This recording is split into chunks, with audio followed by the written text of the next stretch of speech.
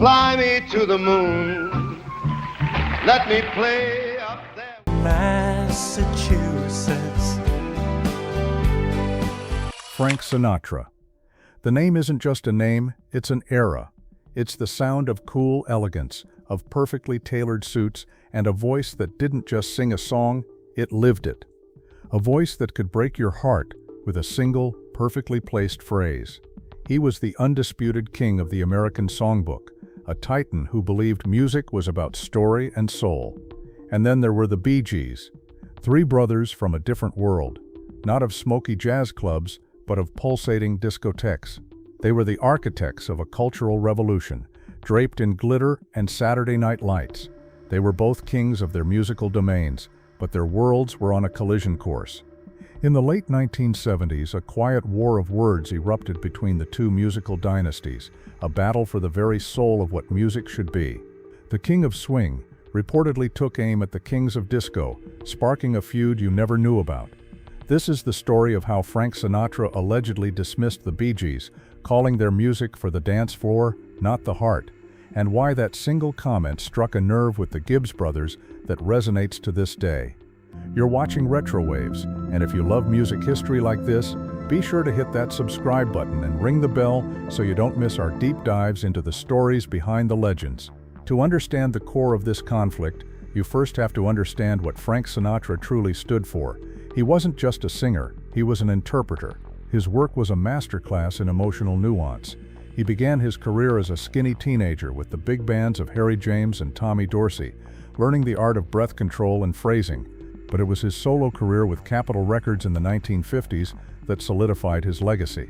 Working with legendary arrangers like Nelson Riddle, Sinatra created what he called concept albums, records built around a single emotional theme like loneliness in the wee small hours or carefree joy, songs for swinging lovers.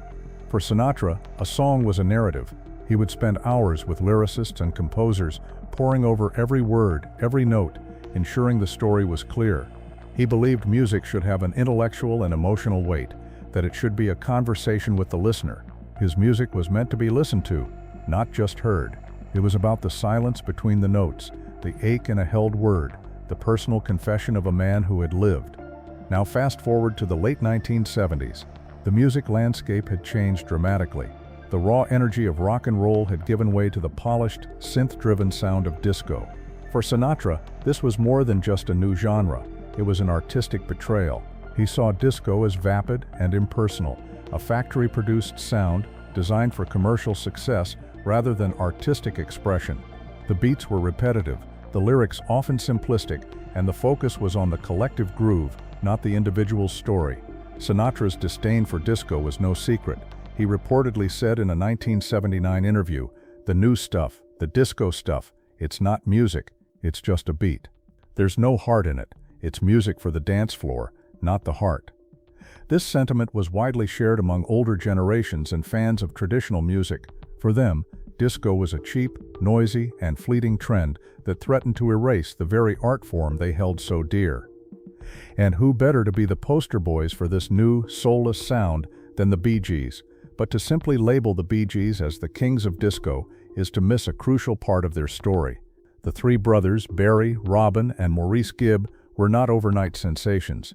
Their career began in the 1960s with a string of sophisticated, harmony-driven pop hits like Massachusetts and I've Gotta Get a Message to You. They were seen as rivals to the Beatles, creating lush orchestral arrangements and deeply emotional ballads. By the mid-1970s, however, their star had waned. The public's appetite had moved on, and the Gibbs brothers were struggling to find their place.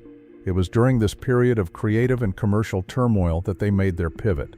They embraced the burgeoning R&B and soul sounds of Miami, a genre they had long admired. The result was the 1975 album Main Course, which featured their first falsetto lead vocals on the track Nights on Broadway.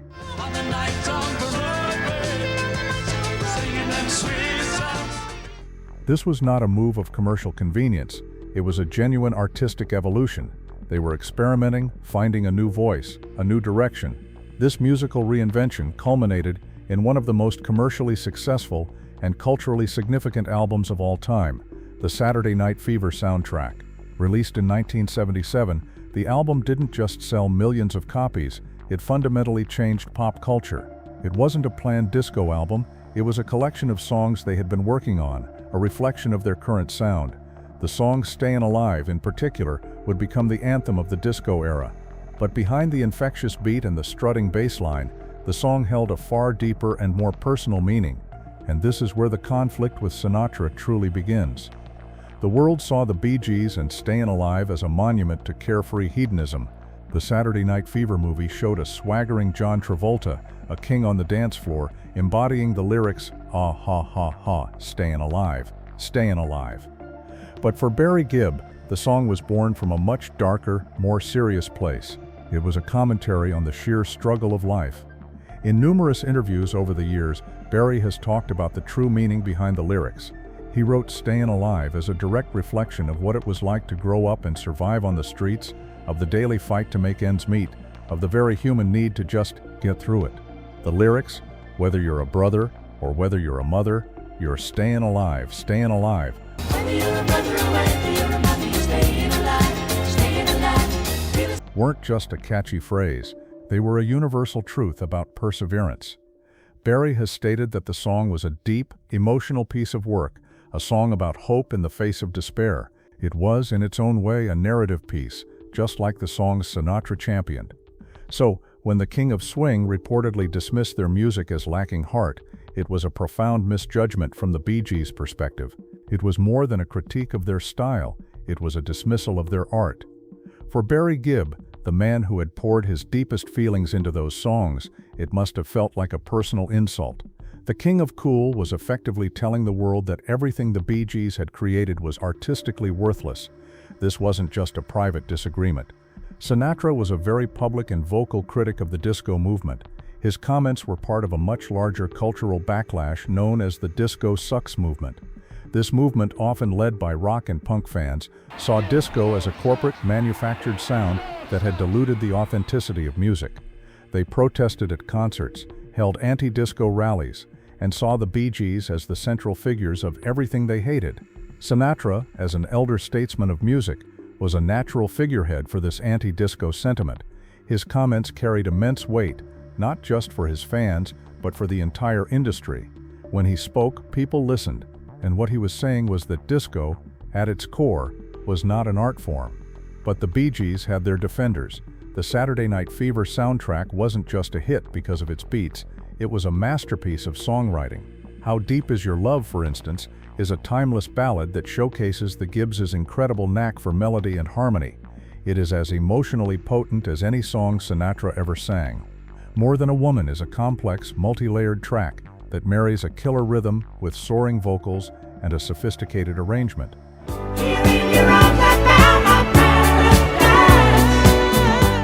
These weren't simplistic dance tracks, they were meticulously crafted pieces of music.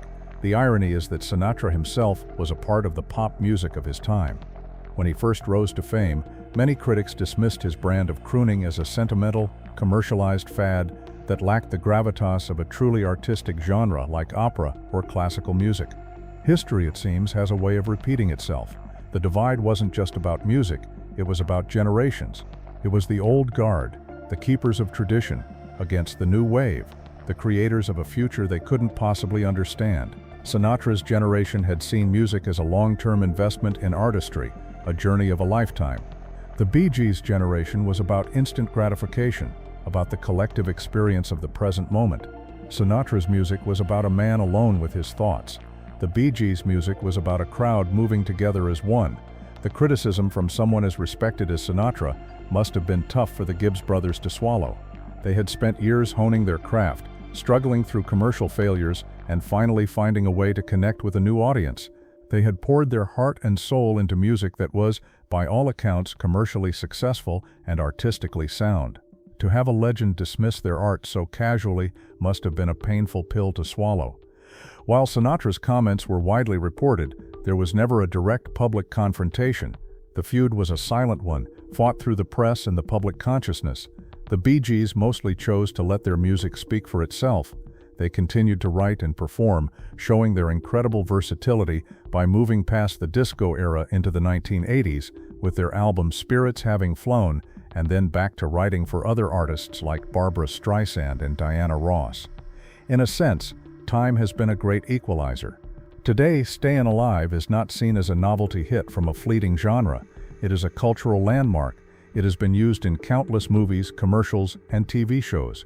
It's a song so universally known that it's also a key part of CPR training, with the tempo matching the beat needed for chest compressions. It is, in every sense of the word, a song about survival. The irony of Sinatra's critique is how wrong he was about the longevity of the Bee Gees' work.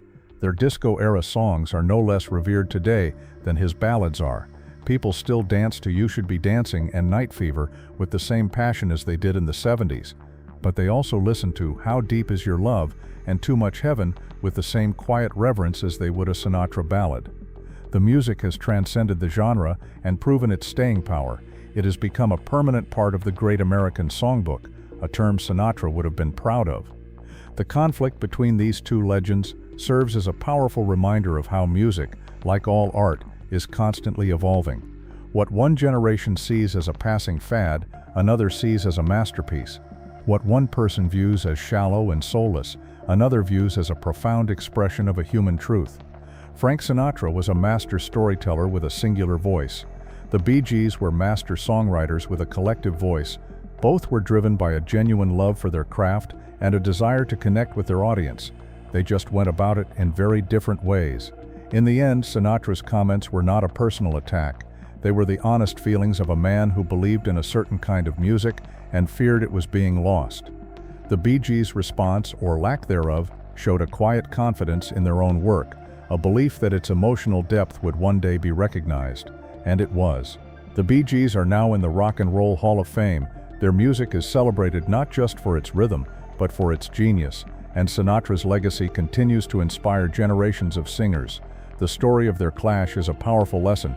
Great music, regardless of its genre, will always find a way to stay alive. Frank Sinatra's unwavering stance against disco wasn't just a personal preference, it was a deeply rooted philosophical belief about the integrity of music itself. He believed in the human voice as the ultimate instrument, supported by the rich textures of live orchestras and the sophisticated harmonic progressions of jazz and traditional pop. Disco, in his view, was a mechanistic genre. It was built on drum machines, synthesizers, and repetitive loops that prioritized rhythm over melody and spectacle over substance. It represented a fundamental shift from the performer as a virtuoso storyteller to the performer as a charismatic figurehead of a larger collective party. For Sinatra, the essence of music was in the individual's ability to convey emotion, to connect one-on-one with the listener. He saw disco as a force that flattened this connection, turning a personal experience into a communal but ultimately shallow one. The Bee Gees, on the other hand, saw their music in a completely different light. They weren't just following a trend, they were evolving. Their move into disco was a result of a creative exploration into R&B and soul, genres that were built on powerful grooves and emotional vocal delivery. When they adopted the falsetto, it wasn't a gimmick, it was a distinctive vocal texture that allowed their three-part harmony to soar over a pulsating rhythm section. Barry Gibb has often spoken about the meticulous process of crafting songs like Stayin Alive, More Than a Woman, and Night Fever. These weren't simple tracks. They were intricately layered compositions with complex vocal arrangements, sophisticated melodies, and lyrical themes that were often far more profound than their danceable surface suggested. To them, the music wasn't soulless, it was an artistic fusion of their traditional songwriting with a modern, dynamic sound. The disco sucks backlash was a potent cultural phenomenon that went far beyond musical taste. It was a class and racial divide, a reaction from rock purists against a genre that had roots in black and LGBTQ+. When a figure of Sinatra's stature made comments that echoed these sentiments, it added a powerful, authoritative voice to the movement. His words provided legitimacy to those who felt that disco was an unwelcome intrusion. The Bee Gees, as the public faces of this genre, absorbed the brunt of this criticism. They were the ones selling millions of records and starring in the cultural touchstone of the era, and therefore they were the ones who became targets for an entire generation that felt music was being ruined. However, the Bee Gees' response to this criticism, or their lack of a direct one, was a testament to their quiet confidence. They continued to work, releasing songs that proved their artistic integrity extended far beyond disco. They wrote and produced hits for other artists, showcasing their talent as songwriters and producers. Their work with artists like Barbra Streisand on the Guilty album proved they could craft timeless ballads just as effectively as dance floor anthems. This resilience, this quiet perseverance in the face of immense public and critical scorn, is a key part of their legacy. They didn't engage in a public war of words, they just kept creating. In the end, the history books have been kind to the Bee Gees. Their place in music history is now secure. The hits from the Saturday Night Fever soundtrack are no longer just dance songs, they are a part of the permanent pop culture canon. They have become iconic.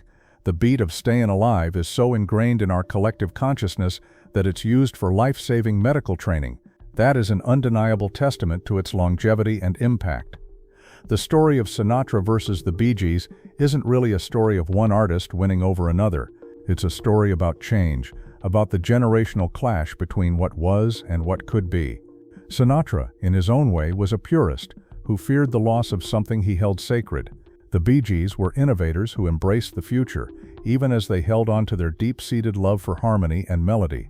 Both, in their own right, were true artists who left an indelible mark on music. The clash simply highlights how powerful music can be, not just as entertainment, but as a reflection of our ever-changing world.